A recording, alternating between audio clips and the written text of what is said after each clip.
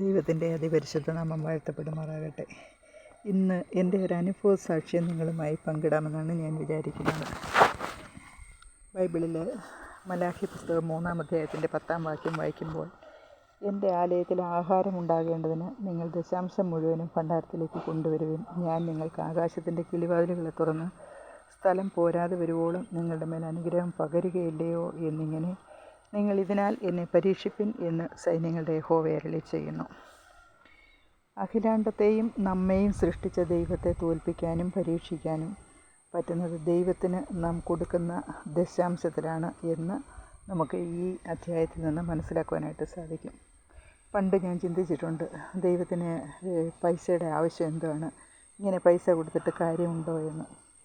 ഇതിൻ്റെ സത്യം ഞാൻ മനസ്സിലാക്കി കഴിഞ്ഞപ്പോൾ ഞാൻ അറിയാതെ തന്നെ ഗൾഫിലായിരുന്ന അച്ഛന് ദശാംശം ദേവാലയത്തിൽ കൊടുക്കുവാൻ തീരുമാനിച്ചു. ഗൾഫിലെ വരുമാനത്തിൻ്റെ ദശാംശം അന്നായിരുന്ന വിളക്കോട്ടം CSI പള്ളിക്ക് കൊടുത്തു. എൻ്റെ ആലയം ശൂന്യമായിരിക്കെ നിങ്ങൾക്ക് തട്ടിട്ട വീട്ടിൽ പാർപ്പാൻ കാലമായോ എന്ന ദൈവശബ്ദത്തിൻ്റെ മുൻപിൽ ഞങ്ങളുടെ വീട് പണിയേക്കാൾ അത്യാവശ്യം പള്ളിപ്പണിയാണെന്ന് മനസ്സിലാക്കി 1918 പണിത 85 വർഷം പഴക്കമുള്ള ഞങ്ങൾ അപ്പോൾ ആരാധനയ്ക്കായി ഉപയോഗിച്ചുകൊണ്ടിരുന്ന വിളക്കോട്ടം CSI പള്ളി കെട്ടിടത്തിൻ്റെ ശോചനീയ അവസ്ഥ മാറ്റി പുതിയ പള്ളി ചെയ്യുവാൻ ആ പൈസയും അതിലധികവും ഉപകരിച്ചു. അതിമനോഹരമായ ഒരു ദേവാലയം പണിത് 11/6/97 ദൈവസന്നിധിയിൽ പ്രതിഷ്ഠിക്കുവാൻ ദൈവം കൃപ ചെയ്തു. എന്നാൽ വർഷങ്ങൾ കഴിഞ്ഞിട്ടും ഞങ്ങൾ പഴയ വീട്ടിൽ തന്നെയാണ് താമസിക്കുന്നത്. നല്ലൊരു ഭവനം വേണമെന്ന് ഞങ്ങളെല്ലാവരും ആഗ്രഹിക്കുകയും പ്രാർത്ഥിക്കുകയും ചെയ്യുന്നിരുന്ന ഒരു കാര്യമാണ്. ദൈവം ഞങ്ങൾക്കത് തരുമെന്ന് ഞങ്ങൾ വിശ്വസിക്കുകയും ചെയ്തുകൊണ്ടിരുന്നു. നിൻ്റെ അപ്പത്തെ വെള്ളത്തിന്മേൽ എറിയുക, ഏറിയ നാൾ കഴിഞ്ഞ് അത് നിൻ്റെ കയ്യിൽ മടങ്ങി വരും എന്നുള്ള വചനത്തെ മുറുകെ പിടിച്ച് മടുത്തു പോകാതെ ഞങ്ങൾ പ്രാർത്ഥിച്ചു. അത് 1-2 വർഷമല്ല, നീണ്ട 20 വർഷം പ്രാർത്ഥിക്കേണ്ടി വന്നു. ദൈവം ഞങ്ങളെ മറന്നോ എന്ന് സംശയിച്ച് ഒരു ദിവസം ഞങ്ങൾ ലോൺ എടുക്കുവാൻ ക്രമീകരിച്ച് പല സ്ഥലങ്ങളിലും അന്വേഷിച്ചു. പോയ സ്ഥലങ്ങളിലെല്ലാം നിരാശപ്പെടുവാൻ മാത്രമാണ് ഇടയായത്.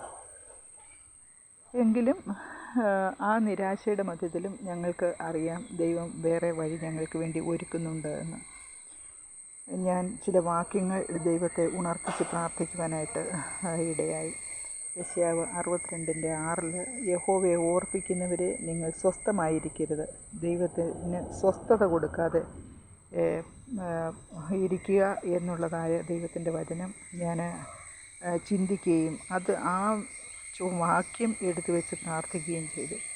വചനം എടുത്തു തന്നെ പ്രാർത്ഥിച്ച് ദശാംശം കൊടുക്കുന്നവർക്ക് ആകാശത്തിൻ്റെ കിളിവാതിൽ തുറന്ന് അനുഗ്രഹിക്കാമെന്ന് മലാഖിയിൽ പറയുന്നുവല്ലോ.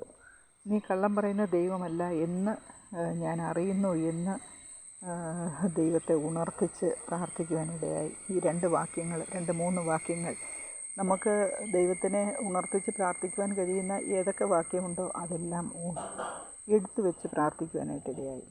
ഈ ദൈവം ആർക്കും കടക്കാരനല്ല എന്നും അവൻ പലിശ സഹിതം തിരികെ തരുമെന്നും എനിക്ക് പിന്നീടത് മനസ്സിലാക്കുവാനായിട്ട് സാധിച്ചു. നമ്മുടെ പ്രവൃത്തി ദൈവം അറിയുന്നു. അവൻ പരിശോധിക്കുമ്പോൾ നമുക്ക് നമ്മുടെ പ്രാർത്ഥന കളങ്കമില്ലാത്തതും നമ്മുടെ പ്രവൃത്തി സത്യസന്ധവുമായ ആണ് എങ്കിൽ തീർച്ചയായും ദൈവം നമുക്ക് മറുപടി തരും, പ്രതിഫലം തരും. ദൈവം അതിമനോഹരമായൊരു ഭവനം ഞങ്ങൾക്ക് തന്ന് എത്ര നന്ദി പറഞ്ഞാലും മതിയാകില്ല. പ്രിയമുള്ളവരെ, നമുക്ക് ലഭിക്കുന്ന ഏതൊരു നന്മയുടെയും ദശാംശം ദൈവത്തിനുള്ളതാണ്. ദൈവത്തെ പരീക്ഷിപ്പിൻ എന്ന് ദൈവം പറഞ്ഞിട്ടുള്ള ഏക കാര്യം ദശാംശം മാത്രമാണ്. എൻ്റെ അനുഭവമാണ് ഞാൻ നിങ്ങളുമായി പങ്കിട്ടത്. ദശാംശവുമായി ബന്ധപ്പെട്ട സാക്ഷ്യം ഇനിയും പലതുമുണ്ട്. പിന്നീടൊരവസരം ഞാനത് പറയുന്നത് ആണ്. നമുക്ക് തികഞ്ഞിട്ട് ദൈവത്തിന് കൊടുക്കാമെന്ന് വിചാരിച്ചാൽ നടക്കില്ല. ഓട്ടസഞ്ചിയിൽ ഇടുന്നതിന് തുല്യമാണ്. ഒരു സൈഡിൽ കൂടെ ഇടും, മറു സൈഡിൽ കൂടെ അത് പൊയ്ക്കൊണ്ടേയിരിക്കും. നമ്മൾ ദശാംശം ആലയത്തിൽ കൊടുത്തു നോക്കണം.